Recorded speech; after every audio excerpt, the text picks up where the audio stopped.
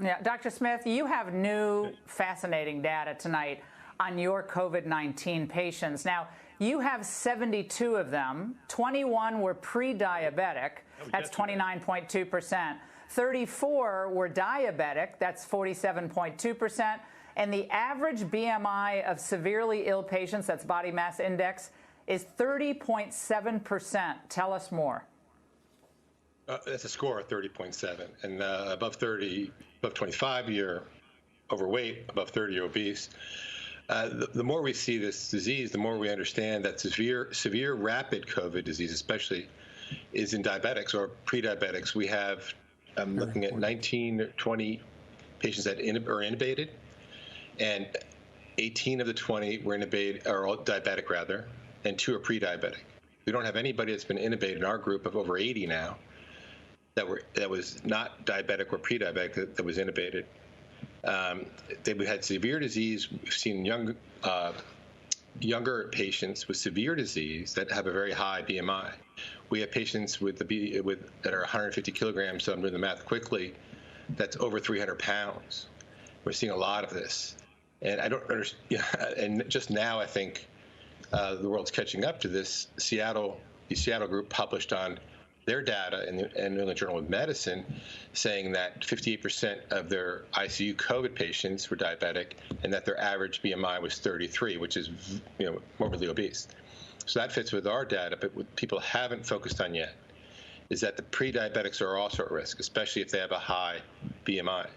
We haven't had anyone under 70 who didn't have a very high BMI or was pre or diabetic get seriously ill.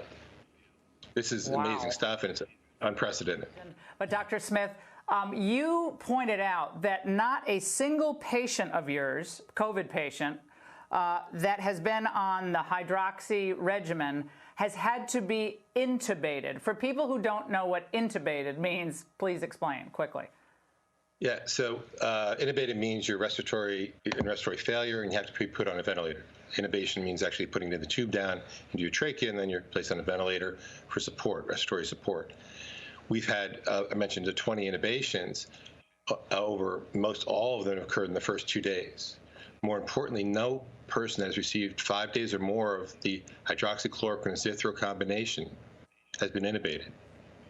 The chance of that occurring by chance, according to my sons Leon and Hunter, who did some stats for me, are 0.000 something. It's ridiculously low depending on how you look at it. Yeah. It's ridiculously low no matter how you look at it. We worry about selection bias in this situation, but I cannot think of a reason why, if all else is equal, why people that have received 5 days or more, or even 4 days or more, of this hydroxychloroquine zithro regimen wouldn't get intubated. In other words, if the regimen didn't work, why would it just be the people that didn't nearly complete the regimen? Most of the people were in the first 2 days. Right, Dr. Smith, we're going to have you. We're going to have you back. Yeah, it's a game changer, correct? It's a game changer. It's absolute game changer. I think these data go to really support the French data. Now you actually have an intra-cohort comparison saying that this regimen works. And I'll get some real statisticians besides my sons to look at that. Dr. Smith, thank you for all the work. You and I and our medicine cabinet of folks and all your colleagues, thank you.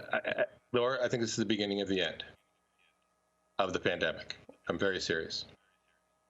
Oh, wow. This is unbelievable. Well, Dr. Smith, all the naysayers and the people dismissing this, just wait, okay? The good news is coming. Dr. Smith, thank you so much. We'll have you back tomorrow to give us the latest update. Thanks so much.